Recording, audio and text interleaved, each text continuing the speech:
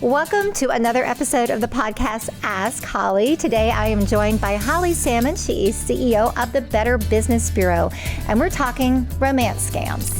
Yeah, it seems that dating online and meeting people online is easier now than ever. And for a lot of people, that's an advantage and that's great. But there are some things that we want people to know so that they can keep themselves safe and don't unnecessarily become a victim. So let's hit some of the red flags first, because gosh, online dating is so ubiquitous right now. Yeah. It really is like the way we meet people. Yeah. But it also sets you up for a lot of scams.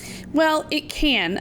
Romance scams in general oftentimes come through social media and also through dating apps. And essentially what it is someone who is usually with a fake profile picture. We've heard of there are shows on TV that are surrounding this, where it's people lose a lot of money. There's a lot of heartbreak involved and a lot of shame involved. So that was one of the reasons why we wanted to cover it today, so that hopefully we can share some information and try to arm people with information so that they may not fall victim. But yes, it can happen through dating apps, and it can also happen online.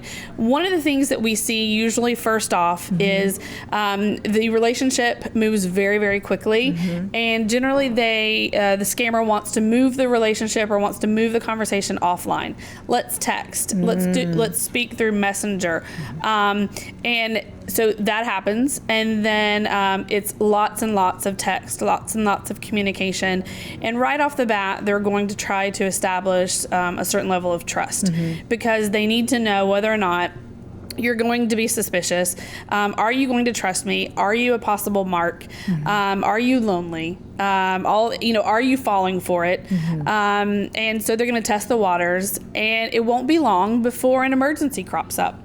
And when that emergency crops up, or the hard luck story that pulls at your heartstrings, the next thing coming is that they're going to ask for money. And it's also too fast, too soon, right? Yes. If they're really falling for you super fast and they're super intense, that could be a warning sign as well. Yeah, absolutely. I think anyone certainly who has dated online, speaking specifically about dating online, you know kind of the pace at which things go. And so if something all of a sudden jumps off and they want to talk, 24/7, but they don't want to meet, and they don't want to video chat, those could also be additional red flags. Also, are they too hot? Are they too attractive? Are they too wealthy? Are they too successful?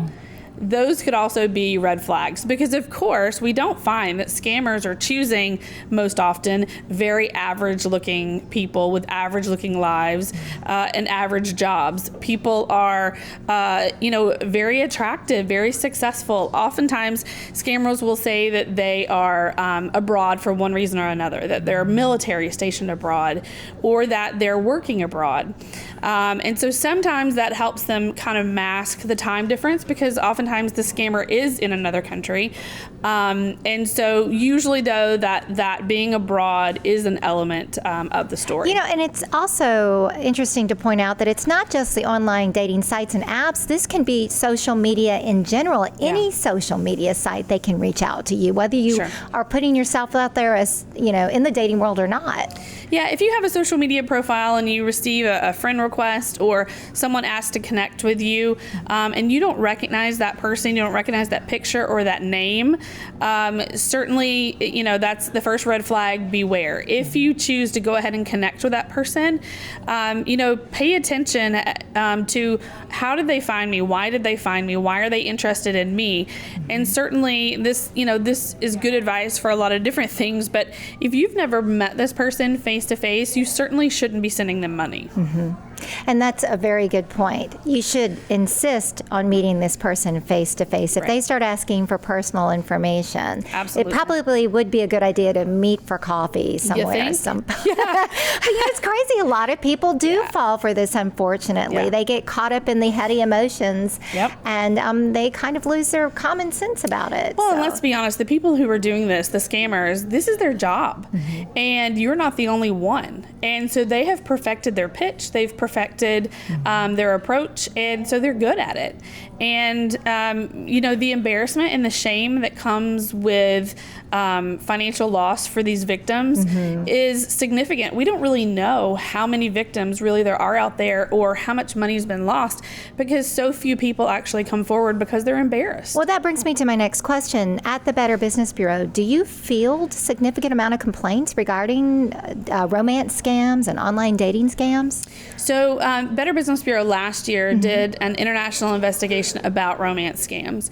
And there was information pulled together in that investigation about through federal agencies and also Better Business Bureau and our Scam Tracker app that we can determine just how widespread this issue is and just how much money has been lost. And again, though, many of those victims are not coming forward, but many victims, especially older victims, are sending tens of thousands of dollars to people. So certainly, if you've fallen in love with someone online or through text or whatever, and you've never met that person face to face, regardless of what their hard luck story is, regardless of what their emergency is, beware as soon as they ask for money, because that is a consistent marker. They may ask you to wire money. They may ask you to send them details or account numbers from prepaid gift cards. Certainly, if anyone asks you for a copy of your driver's license, credit card information, bank information, no matter how long you've been talking to this person and how much trust you feel like you have in them, because remember, trust is an important part of this scam.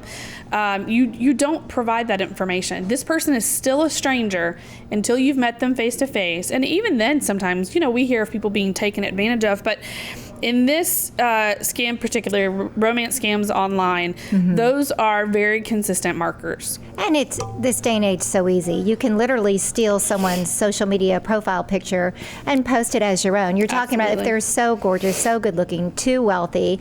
A lot of times those are stolen photos or stock photos, who knows what. It's so easy this day and age with technology to create a fake profile and rope someone in, as opposed to years ago when it was like, love connection ads in the newspaper classified. So, or meeting, a blind date that's been set up, by your friends or whatever.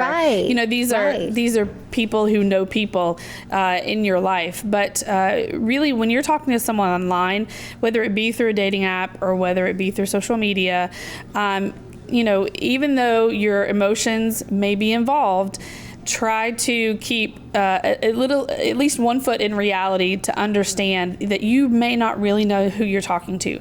Even though they may be able to send you photos. Remember, all those photos are a right click away from being stolen from someone else's profile. So, you really want to pay attention. And if you find that you are hesitant to share this relationship or share news of the relationship, a lot of people feel it is a relationship, with your friends, if you're keeping this as a secret because you're afraid people will ridicule you, your gut knows there's a problem. So if you are afraid to ask a friend or a family member or run it past someone to say, do you think this could be legit? Call Better Business Bureau. We are happy to help. We talk to consumers every day who are too worried or too embarrassed to ask their family or friends. And we're happy, without judgment, to offer you that advice. Run it past us. We've heard it all. We would rather help save you than help you pick up the pieces. Well, that is great advice, Holly. And I guess we want to make sure everyone out there listening knows, if you have any questions, any concerns, or even any suggestions for future episodes of the podcast, send Holly an email at askholly@wkmg.com. And, of course, check back at clickorlando.com for the latest podcast of Ask Holly. Great information. Thank you. You're going to save a lot of broken hearts and some pocketbooks as well. Well, all is fair in love and war, but, dating is one thing, but being a victim of a scam is something else altogether. All right. Well, thank you so much. Sure.